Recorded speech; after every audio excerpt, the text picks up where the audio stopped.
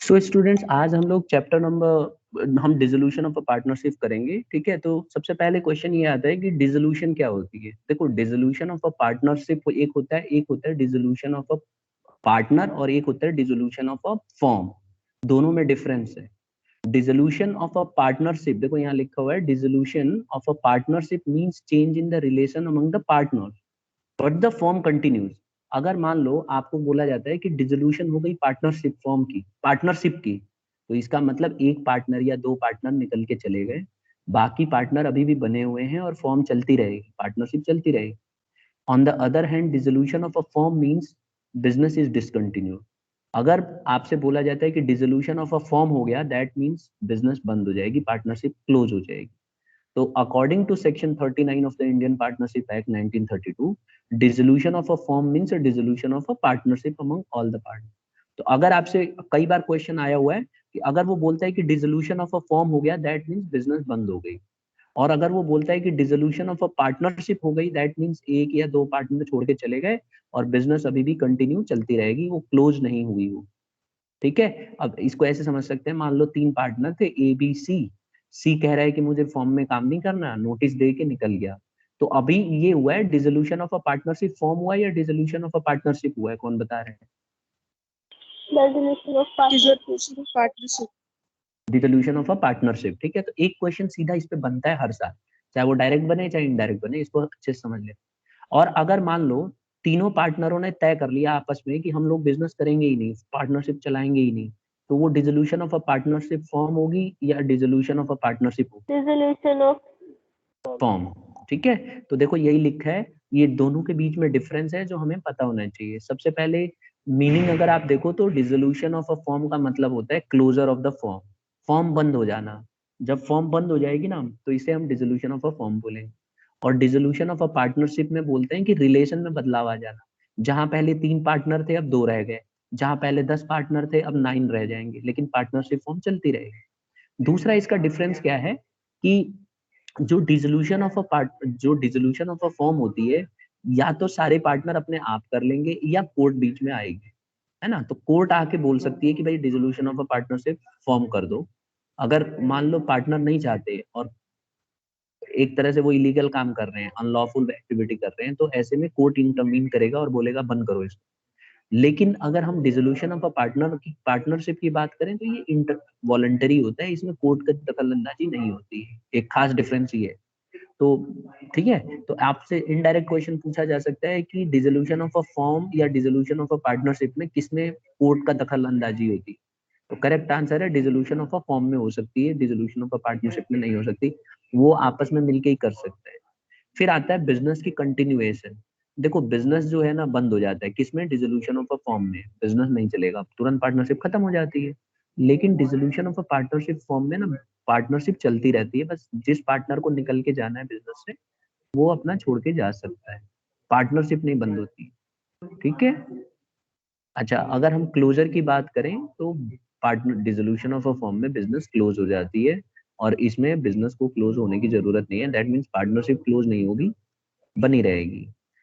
Next है fifth difference क्या है? ये डिसोल्यूशन ऑफ अ फर्म के अंदर जो एसेट्स होते हैं ना फर्म के अंदर, क्योंकि बिजनेस तो बंद हो गई, पार्टनरशिप क्लोज हो गई, तो जितने एसेट्स हैं और जितने लाइबिलिटीज हैं, एसेट्स को रियलाइज किया जाता है। रियलाइज का मतलब है जितने एसेट्स हैं ना उनको बेच दिया जाता है, या कुछ भी करके आपको पैसे प्राप्त करने होते हैं, क्योंकि क्लोज करना पड़ेगा सब कुछ। और जो लाइबिलिटीज है उनको सेटल करना पड़ेगा, दैट मीन्स आपको उनको पेमेंट करना पड़ेगा। तो पार्टनरशिप फॉर्म के अंदर जब बिजनेस डिसॉल्व हो जाती है, पार्टनरशिप फॉर्म डिसॉल्व हो जाती है, तो ऐसे सिचुएशन में ऑल एसेट्स आर रियलाइज्ड। जैसे मान लो मशीन है तो मशीन को बेच के जो भी पैसा होगा वो प्राप्त हो जाएगा, और अगर कोई लेनदार है तो लेनदार को पेमेंट किया जाएगा। ठीक है। और इसके अलग अलग कंडीशंस होती हैं, वो मैं अभी नीचे डिस्कस करूंगा। और दूसरे नंबर पे आता है डिसोल्यूशन ऑफ अ पार्टनरशिप। इसके अंदर क्या होता है कि assets of the firm is revalued, यानी कि इसको रीवैल्यूएशन किया जाता है, रियलाइजेशन नहीं किया जाता। तो इसमें एसेट्स को दोबारा, क्योंकि पार्टनर एक छोड़ के चला गया, तो जब कोई पार्टनर छोड़ के चला जाता है तो दोबारा से रीवैल्यूएशन किया जाता है। रीवैल्यूएशन का मतलब है स्टूडेंट्स यहाँ पे एसेट्स और लाइबिलिटीज की कीमत लगाई जाती है, और देखा जाता है कि फर्म को फायदा हो रहा है कि घाटा हो रहा है, और फिर उसका हिसाब किताब किया जाता है ओल्ड रेशियो में, क्योंकि एक पार्टनर छोड़ के जा रहा है ना, इस वजह से। तो आपने देखा एडमिशन के अंदर, रिटायरमेंट के अंदर डिसोल्यूशन ऑफ अ पार्टनरशिप हो रहा था, क्योंकि एडमिशन में एक नया पार्टनर आ रहा था और इसमें रिटायरमेंट में या डेथ में एक पार्टनर छोड़ के जा रहा था। तो इसीलिए वहां पे हम लोग रिवैल्यूएशन अकाउंट बनाते थे, और इस वाले चैप्टर के अंदर डिसोल्यूशन में हम लोग रियलाइजेशन अकाउंट बनाएंगे, अगर पार्टनरशिप फॉर्म क्लोज हो जाएगी तब। यहाँ तक सबको क्लियर है स्टूडेंट्स? Yes sir. फिर एक और डिफरेंस है बेटा, अगर पार्टनरशिप फॉर्म बंद हो जाती है ना, तो जो इकोनॉमिक रिलेशन रहेगा ये खत्म हो जाएगा। मतलब कोई भी पार्टनर एक दूसरे से लगाव नहीं रखेगा अगर पैसे की बात होती है, मतलब पैसे का लेन देन खत्म, सब कुछ क्लोज।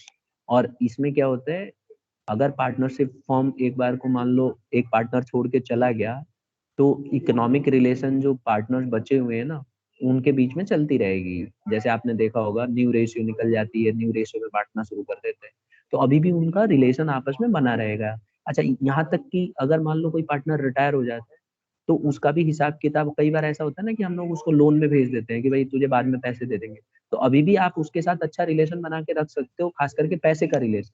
हम सिर्फ इकोनॉमिक रिलेशन की बात कर रहे हैं, ठीक है। ये भी हो सकता है कि अगर आप उसके लोन के पैसे नहीं दोगे रिटायर्ड पार्टनर के, तो आपके प्रॉफिट में से वो हिस्सा ले सकता है। ये भी कंडीशन है, मैंने वहां बताया था आपको, रिटायरमेंट जब हम कर रहे थे। तो ये सारे कंडीशंस अप्लाई होते हैं वहां। Is it clear? Yes sir. अच्छा चलो, मैं एक क्वेश्चन पूछता हूँ। मान लो 3 पार्टनर थे, ए, बी और सी। सी रिटायर हो जाता है और हमने उसको लोन देना है 1 लाख, और हमने उसे लोन नहीं दिया, ठीक है। तो क्या हम उसको ये कह सकते हैं कि यार जब तक हमारे पास पैसे नहीं आ जाते लोन देने के, तो अगले साल से हमारे प्रॉफिट में जो भी हिस्सा होगा, ओल्ड रेशियो में, जिस रेशियो में तू पहले ले रहा था उस रेशियो में ले लेना? क्या ऐसा पॉसिबल है? No sir. तो करेक्ट आंसर है पॉसिबल है, यही रूल है। अगर किसी पार्टनर को आपने, रिटायर हो गया और आप उसके लोन के पैसे नहीं चुका पा रहे हो, तो एक ऑप्शन ये भी होता है कि आप उसको पार्टनरशिप के जो प्रॉफिट होता है ना, उसमें हिस्सेदार बना सकते हो, जब तक आप उसके लोन के पैसे चुका नहीं देते। और ज्यादातर केसेस में ऐसे होता है, पार्टनरशिप के अंदर यही होता है। If the partners are not able to pay the loan, तो फिर कुछ तो करना पड़ेगा ना, वो ऐसे खाली हाथ थोड़ी ना बैठा रहेगा। तो वो बोल देता है कि भाई मेरे को प्रॉफिट में हिस्सेदारी दे दो, जब तक तुम मेरे लोन नहीं चुका देते मुझे प्रॉफिट का हिस्सा देते रहना। तो वो लोग ऐसा करते हैं, कर सकते हैं अगर आपस में एग्रीमेंट। अच्छा नेक्स्ट। हाँ, तो फिर वो लोग तो बियर नहीं करेगा ना? नहीं, नहीं करेगा, खाली प्रॉफिट में हिस्सा ले लेगा। नेक्स्ट है इफेक्ट। देखो, dissolution of a firm also means dissolution of a partnership. तो डिसोल्यूशन ऑफ अ फर्म का मतलब है बंद हो गई पार्टनरशिप। और यहाँ पे डिसोल्यूशन ऑफ अ पार्टनरशिप हो भी सकती है और नहीं भी हो सकती है बंद। हो भी क्यों सकती है, मान लो 2 हैं, एक छोड़ के चला गया तो फिर तो डिसोल्व हो ही जाएगी ना।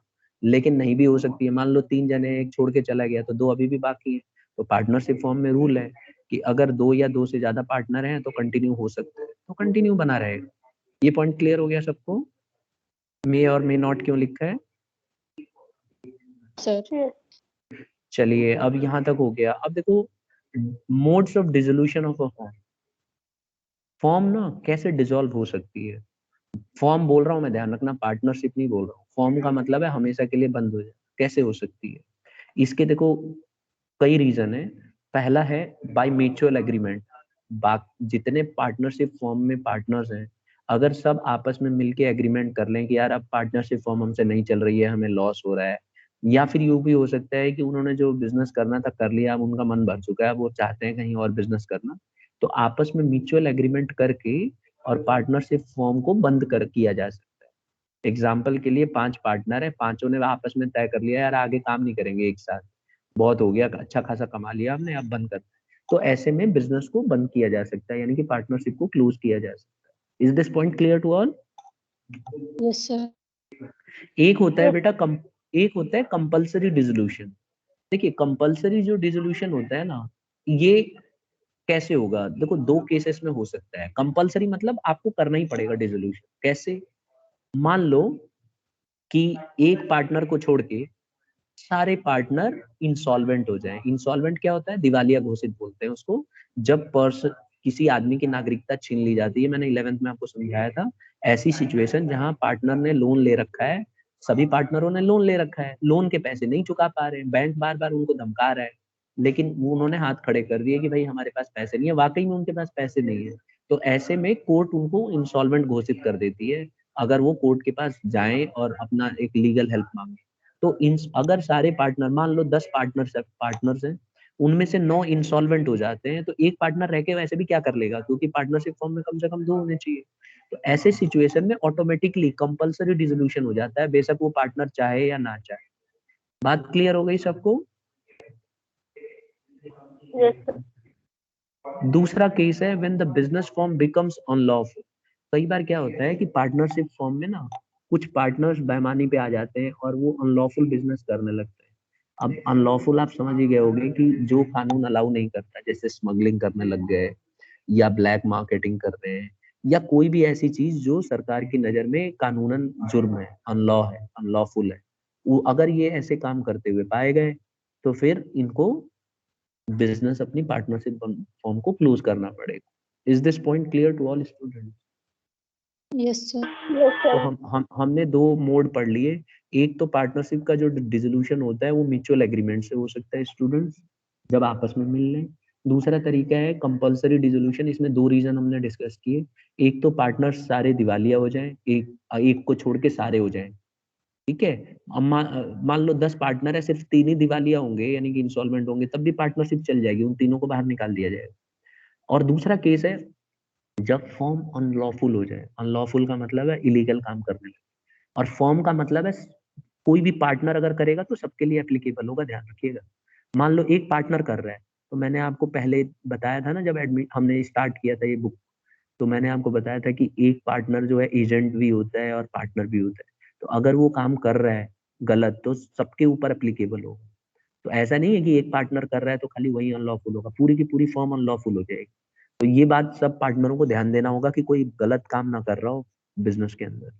तीसरा, बाय नोटिस। होता है क्या है स्टूडेंट्स कि एक और तरीका है डिसॉल्व होने का। द पार्टनरशिप, जो पार्टनरशिप है ना, अगर पार्टनरशिप एट विल है, 11th में पढ़ाया था मैंने कि पार्टनरशिप एट विल होती है। बताएगा कोई बच्चा कि पार्टनरशिप एट विल क्या होती है? 11th में पढ़ाया था मैंने। आप कोई बच्चा रिकॉल कर सकता है what is partnership at will? बोलो। शुभम, कौन बता रहा है? साक्षी, हर्षिता, ट्राई करना बेटा। Partnership at will, particular partnership, याद आया कुछ? नहीं, जो सर एक सिर्फ पर्टिकुलर पर्पस के लिए बनाई गई हो और वो उसके तो बाद डिसॉल्व हो जाएगी। वेरी गुड, वो तो पर्टिकुलर पार्टनरशिप है। और पार्टनरशिप एट विल क्या है बेटा? कि ये अपनी तो सही, मर्जी से जब तक चलाना चाहते हैं तब तक, बिल्कुल ठीक। तो और अपनी मर्जी पार्टनरशिप, से ही बंद कर सकते हैं। हाँ बिल्कुल सही बताया आपने। पार्टनरशिप एट विल एक ऐसी पार्टनरशिप फॉर्म है, पार्टनरशिप एग्रीमेंट होता है जिसके अंदर पार्टनर अपनी मर्जी से नोटिस दे के हट सकते हैं। तो वही चीज है यहाँ पे, पार्टनरशिप एट विल अगर होगी तो सभी पार्टनर नोटिस दे के डिसॉल्व हो सकते हैं। इसके लिए कुछ रीजन नहीं चाहिए, ठीक है। सब पार्टनर एक वजह बता देंगे कि भाई हम फलाना इस वजह से, रिटर्न में, लिखित में एक नोटिस देंगे, और नोटिस देके सेक्शन 43 में लिखा हुआ ये बात कि सारे पार्टनर्स नोटिस दे देंगे कि भाई हम पार्टनरशिप में नहीं रहना चाहते और ये वजह है हमारी, हमने आपस में बात कर ली है और हम फॉर्म को छोड़ना चाहते हैं। तो ऐसे में ऑटोमेटिकली फॉर्म डिसॉल्व हो जाएगी। आई होप समझ में आ गया सबको। Yes sir. Yes sir. एक और है रीजन बेटा डिसोल्यूशन होने का, वो है on happening of an event. इनमें से ये जो 4 इवेंट है ना, ये कोई भी अगर हो जाता है तो पार्टनरशिप फॉर्म डिसॉल्व हो सकती है। कौन कौन सा? On expiry of the term for which the form was constituted. जिस काम के लिए, मतलब काम के लिए नहीं, जिस टर्म के लिए, टर्म होता है कि मान लो पार्टनरशिप फॉर्म हुई 4 साल के लिए, पहले ही तय कर लिया था कि हम 4 साल काम करके बंद कर देंगे, तो जैसे ही 4 साल कंप्लीट होगा ऑटोमेटिकली फॉर्म डिसॉल्व हो जाएगी। कई बार क्या होता है ना कि एक पार्टनरशिप जो होती है ना, टाइम के लिए बनाई जाती है कि भाई 5 साल, 8 साल, 10 साल के लिए रहेगी, उसके बाद हम बंद कर देंगे, तो ऑटोमेटिकली वो बंद हो जाएगी। तो ये, अगर ये इवेंट होता है तो ऑटोमेटिकली पार्टनरशिप फॉर्म डिसॉल्व हो जाएगी। क्लियर है सबको? Yes sir. दूसरा आता है on completion of the venture. Completion of venture का मतलब है कि किसी काम के लिए जब उन्होंने शुरू किया, जैसे अभी साक्षी ने बताया ना कि पर्टिकुलर पार्टनरशिप, तो मान लो पर्टिकुलर पार्टनरशिप है और किसी काम के लिए स्पेशलाइज हमने स्टार्ट किया। जैसे मान लो हम लोग प्रॉपर्टी डीलर हैं, पार्टनर्स हैं, और हमने बोला कि एक बिल्डिंग बनाएंगे और सबको रेंट पे दे देंगे, और उसके बाद जब रेंट पे सब खत्म हो जाएगा तो हमारी बिजनेस बंद हो जाएगी। तो ऐसे ही हमने किया, ठीक है। तो जब ये काम कंप्लीट हो जाएगा, वेंचर कंप्लीट हो जाएगा, तो ऐसे में पार्टनरशिप फॉर्म ऑटोमेटिकली डिसॉल्व हो जाएगी। Is this point clear? Yes sir. फिर है Yes, on the sir. Death of a partner. हो सकता है 3 पार्टनर है, 2 पार्टनरों की डेथ हो गई, तो ऐसे में इस इवेंट के होते के साथ ही ऑटोमेटिकली फॉर्म डिसॉल्व हो जाएगी, क्योंकि पार्टनरशिप के अंदर एक रूल है कि कम से कम 2 या 2 से ज्यादा लोग होने चाहिए। तो कम से कम 2 होने चाहिए, लेकिन 3 थे जिसमें से 2 की डेथ हो गई सडनली एक्सीडेंट की वजह से, तो वो जो रूल है वो अप्लाई हो जाएगा, ऑटोमेटिकली बंद करना पड़ेगा। Is this point clear? Yes. Yes sir. और एक और लास्ट पॉइंट है students, on adjudication of a partner as insolvent. अगर जो कोर्ट है वो फैसला कर दे कि पार्टनर इंसॉल्वेंट हो गया है, अब देखो कई बार, ज्यादातर देखो पार्टनर कभी नहीं चाहते कि इंसॉल्वेंट घोषित हो, वो लास्ट तक कोशिश करते हैं कि इंसॉल्वेंट ना हो। लेकिन अगर कोर्ट की नजर में आता है, मान लो किसी ने लोन लिया है, उनसे दिए दे रखा है, और वो बार बार उसको पैसे नहीं दे रहा है, तो वो भी तो कोर्ट में जा सकता है कि भाई इस आदमी से मेरे पैसे नहीं निकल रहे हैं। तो ऐसे में कोर्ट में सुनवाई होगी, और अगर कोर्ट को लगता है कि ये आदमी के पास वाकई में पैसा नहीं है, पार्टनर्स के पास पैसे नहीं है, झूठ बोल रहे हैं, तो ऐसे में कोर्ट जो है आदेश दे सकती है कि इस आदमी को इंस्टॉलमेंट घोषित कर दिया जाए।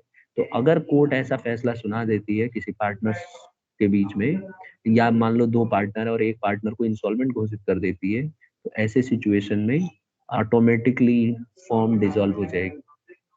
पॉइंट क्लियर है सबको? यस। Yes. और एक और आखिरी पॉइंट है बेटा, डिसोल्यूशन बाय कोर्ट। कोर्ट भी डिसोल्यूशन दे सकती है। कैसे कैसे ऑर्डर दे सकती है?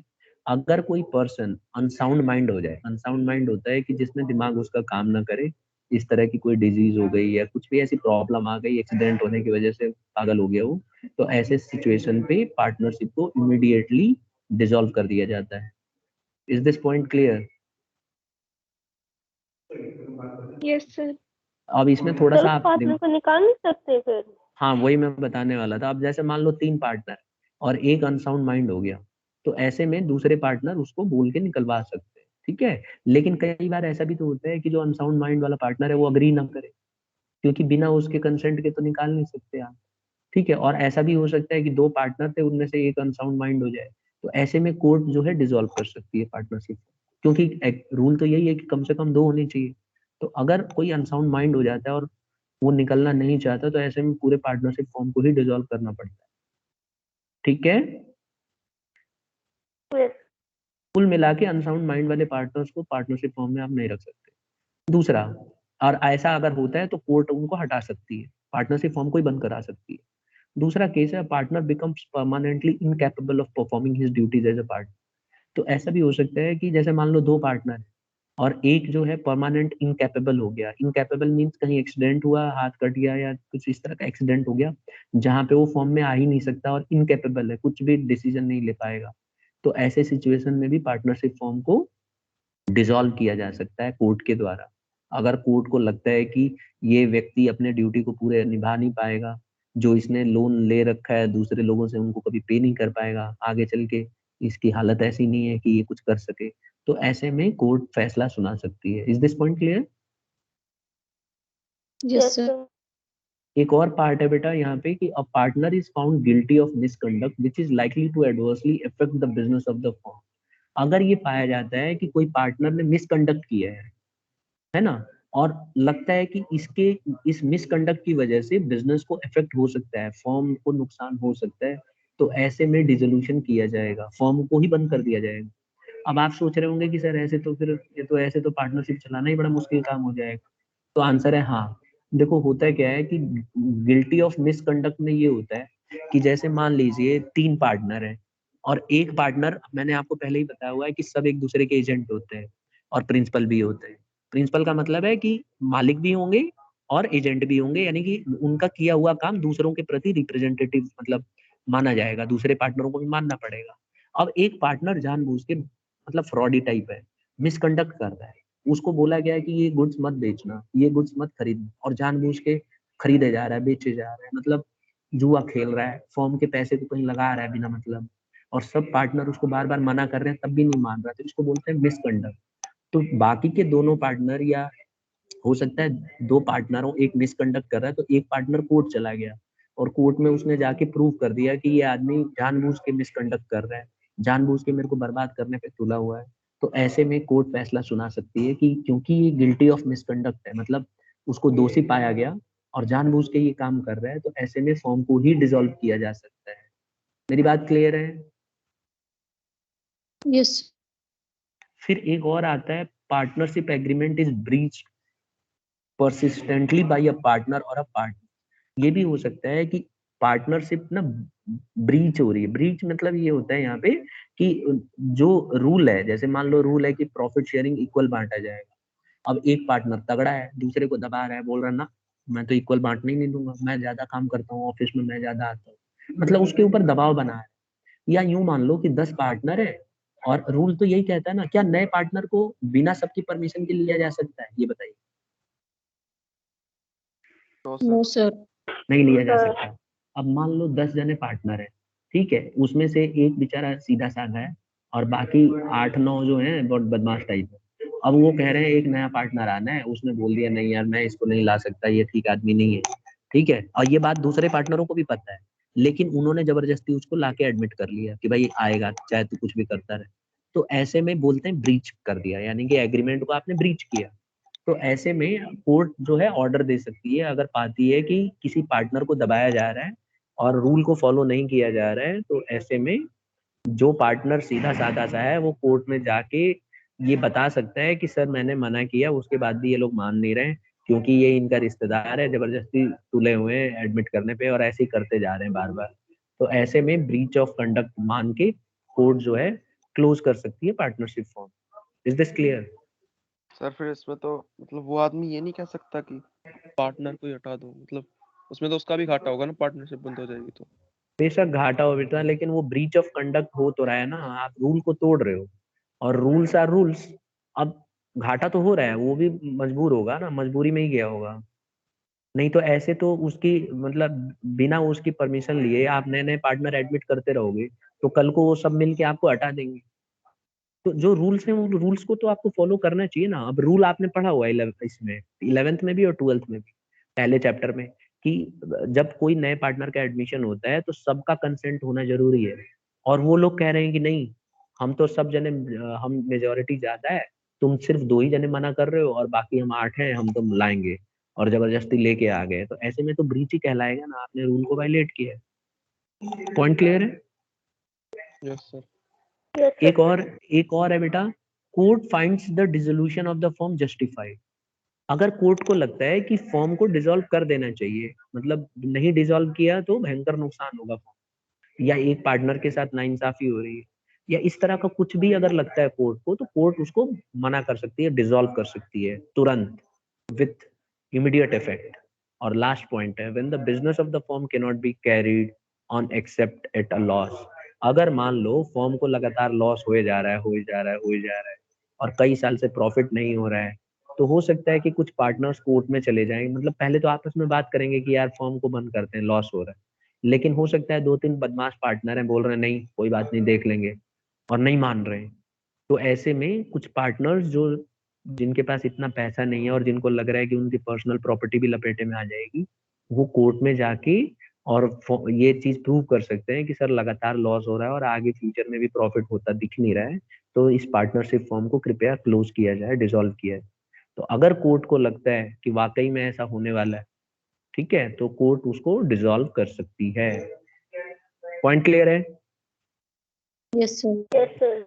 है ना? तो एक बार जल्दी जल्दी समझ लेते हैं क्या कब कब पार्टनरशिप को डिसॉल्व किया जा सकता है। पहला पॉइंट हमने पढ़ा म्यूचुअल एग्रीमेंट में, अगर सारे पार्टनर चाहें तो बंद हो सकता है। दूसरा हमने पढ़ा कंपलसरी डिसोल्यूशन हर हालत में करना ही पड़ेगा, कब? अगर सारे पार्टनर इंसॉल्वेंट हो जाएं, एक एक को छोड़ के भी अगर हो जाते हैं सारे, तब भी हो जाएगा बंद। और अगर बिजनेस जो है गैर कानूनी काम करने लगे, कुछ भी गैर कानूनी जैसे चोरी चकारी करने लगे, मान लो पार्टनरशिप चल रही है, उनमें से 10 पार्टनर हैं, एक प्रोफेशनल चोर बन गया, मान लो मेट्रो में चोरी करता हुआ पाया गया, या चलो एक मुझे याद आया किस्सा, मैं अभी बताता हूँ। तो उसको हम, अच्छा एक बात बताओ, मान लो पार्टनर्स 10 पार्टनर है, ठीक है, ध्यान से सुनना क्वेश्चन। 10, ये रियल में यस सर। केस चला है, इस पे केस हुआ है कोर्ट में, आप पढ़ोगे नेट पे सर्च करोगे तो मिल जाएगा। एक पार्टनर है, 10 पार्टनर है, एक पार्टनर बस में जा रहा है, ठीक है, बस में उसने टिकट नहीं कटवाया, टिकट नहीं कटवाया तो वो जो चालान काटने वाले आते हैं ना बस में, वो आ गए और उन्होंने उसे पकड़ लिया और ले जाके जेल में ठूस दिया। अब उस पे क्या आ रहा है कि बोल रहे हैं कि ये फ्रॉड ही है, फ्रॉड कर रहा है, अनलॉफुल एक्टिविटी कर रहा है, तो क्या पार्टनरशिप फॉर्म क्लोज हो जाएगी? No sir. नहीं होगी। Yes sir. सुदर्शन कह रहे हैं नहीं होगी। और कोई पार्टनर? होगा। और कोई पार्टनर कह रहा हूँ, और कोई बच्चा? होगी सर। पार्टनरशिप तमन्ना, आपका क्या व्यू है? जल्दी जल्दी व्यू बताओ, होगी कि नहीं? होगी पार्टनरशिप क्लोज। हो जाएगी। साक्षी, आपका क्या व्यू है बेटा? साक्षी शर्मा। सर एक बार कंडीशन बताना वापस। बस में 10 पार्टनर थे, उसमें से एक पार्टनर बस में जा रहा था कहीं और उसने टिकट नहीं लिया जानबूझ के, पकड़ा गया, पैसे मांगे तो उसने हाथ खड़े कर दिए, उसने बोला मैं नहीं दे रहा, मैं तो मतलब कहीं जा रहा हूँ, बस मैं नहीं दूंगा, जो करना है कर लो, ले चलो जेल में। उन्होंने ले जाके जेल में उसके ऊपर एक्ट कर दिया और केस बन गई उसके ऊपर, ठीक है, ऐसे ही होता है ना रूल, और सजा हो गई। तो क्या ये तो अनलॉफुल मतलब एक्टिविटी कर रहे हैं अनलॉफुल, तो क्या पार्टनरशिप फॉर्म डिसॉल्व हो सकती है उसकी? सर सिर्फ उसको भी तो निकाल सकते हैं। अच्छा ठीक है, तो मतलब आप नहीं होगी कह रही हो, ठीक है। तो नहीं। बेटा इसका करेक्ट आंसर है फॉर्म क्लोज नहीं होगी, क्योंकि गलती देखो पर्सनल लेवल पे हुई है, पार्टनर्स ने जो गलती की है ना वो अपने इंडिविजुअल मतलब उस पर अपना इंडिविजुअल एक्ट है, तो इसके लिए पार्टनरशिप फॉर्म रिस्पॉन्सिबल नहीं होगी। अगर बिजनेस के पॉइंट ऑफ व्यू से हो रहा है या बिजनेस के एक्टिविटीज में इन्वॉल्व हो रहा है तब जाके उसे अनलॉफुल माना जाएगा, ठीक है। तो ऐसे केस पहले भी आ चुके हैं जिसमें बाकी के पार्टनर मतलब एक पार्टनर चोर टाइप का निकल गया, बार बार जेल में जा रहा है, आ रहा है, जा रहा है, जा रहा है, तो फॉर्म की रेपुटेशन खराब तो होगी, क्योंकि ये तो होगा कि ये भाई फलाना पार्टनरशिप में पार्टनर है, उसके बावजूद भी इसको अनलॉफुल नहीं माना जाएगा क्योंकि उसका पर्सनल कैपेसिटी में उसने मना किया था पैसा देने से। फिर एक और डिसोल्यूशन का रीजन है बाई नोटिस, सर हमने अगर डिस्कस ये कर। सारे पार्टनर्स भी मना कर देते, क्या? दसों के दसों ने मना कर दिया कि नहीं दे रहे अच्छा, टिकट, और हाँ दसों ये के अब दसों को जेल में डाल दिया, तब? अब ये तो तुमने मतलब खतरनाक केस बता दिया, अब ये तो जज ही फैसला करेगा। जहां तक मैं पढ़ा है मैंने, इसमें अनलॉफुल तभी माना जाता है जब आप इंडिविजुअल कैपेसिटी नहीं काउंट करी जाती है। अगर ये तो पर्सनल रीजन से कहीं सुनो, पार्टनरशिप बंद करने के लिए।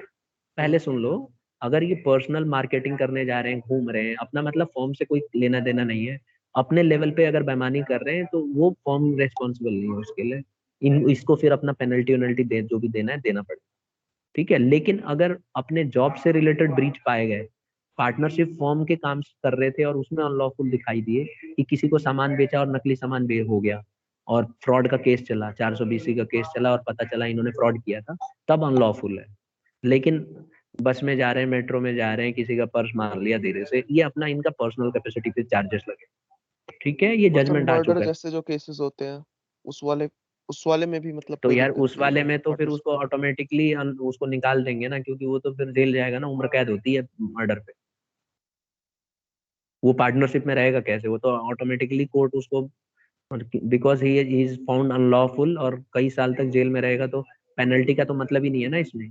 इसमें बस वाले केस में तो पेनल्टी देके हट सकता है, इसमें थोड़ी ना हटेगा, यस। इसमें तो जेल ही जाएगा वो, तो उसको ऑटोमेटिकली निकाल देंगे बाकी के पार्टनर्स, और कोर्ट भी अलाउ कर देगी, ठीक है। तो आगे देखो यहाँ पे बाई नोटिस हो सकता है, बाई हैपनिंग, इनमें से कोई भी काम करने की वजह से हो सकता है, मान लो एक्सपायरी हो गया समय, दूसरा था काम पूरा हो गया, तीसरा था किसी की डेथ हो गई पार्टनर की, चौथा है इंसॉल्वेंट पाए गए सारे पार्टनर। अच्छा, कोर्ट कब कब फैसला कर सकती है? जब अनसाउंड माइंड हो, इनकेपेबल हो, अगर गिल्टी पाया जाए मिसकंडक्ट करते हुए, ब्रीच कर रहे हैं, रूल को फॉलो नहीं कर रहे, और पांचवा था court find dissolution of the form justified, court को लगता है कि फॉर्म को डिसॉल्व करना ही चाहिए, तो ये भी एक रीजन होगा। और when the business of the form can not be carried on, अगर बिजनेस फॉर्म को लगता है कि बिजनेस चल ही नहीं सकता, लॉस ही होगा आगे फ्यूचर में, तो उसको बंद किया जा सकता है। यहाँ तक सबको क्लियर हो गया? Yes sir. Yes sir. ठीक है। अब अगली क्लास में स्टूडेंट्स हम लोग सेटलमेंट ऑफ अकाउंट्स की थोड़ी सी थ्योरी है 5 मिनट की, ये पढ़ेंगे और उसके बाद न्यूमेरिकल क्वेश्चन शुरू हो जाएगा, ठीक है। तो अगली क्लास से हम लोग न्यूमेरिकल स्टार्ट करेंगे। आप इसकी थ्योरी एक बार जरा रिवाइज कर लेना अच्छे से, बहुत इंपॉर्टेंट। देखो थ्योरी इसकी ज्यादा नहीं है, सिर्फ इतनी है थ्योरी जितनी मैंने आपको पढ़ाई। अब इसमें से कोई 2 से 3 क्वेश्चन इनडायरेक्टली डायरेक्टली जैसा भी पूछा जाएगा, इन्हीं में से पूछा जाएगा। तो आप इसको बहुत अच्छे से समझ लो और आपके 2 या 3 नंबर का इंतजाम हो गया समझ। ठीक है, तो इतने पे लीव करते हैं स्टूडेंट।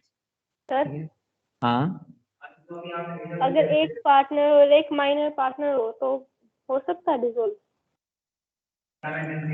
देखो माइनर पार्टनर को मैं फिर बताऊं आपको, माइनर पार्टनर को हम पार्टनर की श्रेणी में नहीं लेते। पहली बात तो ये सब, माइनर पार्टनर को हम पार्टनर का है तो सही पार्टनर, लेकिन वो पार्टनरशिप में काउंट नहीं होता, क्योंकि उसके पास डिसीजन लेने की अथॉरिटी नहीं होती है। तो उसको we do not treat him as a partner, सिर्फ उसको एक स्पेशल वो दिया जाता है प्रिविलेज, दैट्स इट। ना तो वो ऑफिस में आके डिसीजन ले सकता है, मतलब वो बुक तो चेक कर सकता है, लेकिन अपनी कैपेसिटी में कोई डिसीजन नहीं ले सकता। वो एजेंट नहीं है, प्रिंसिपल नहीं है। Am I clear to you? Yes sir. कभी भी ये मत सोचना कि जैसे मान लो 10 पार्टनर है और एक माइनर पार्टनर है, तो अगर पूछा जाएगा कि फॉर्म में कितने पार्टनर है तो 10 ही गिनती होगी, माइनर की गिनती नहीं होती। बस उसको इसलिए रखा है कि हम मदद करना चाहते हैं, बस दैट्स इट। ठीक है, ओके सर। ठीक है।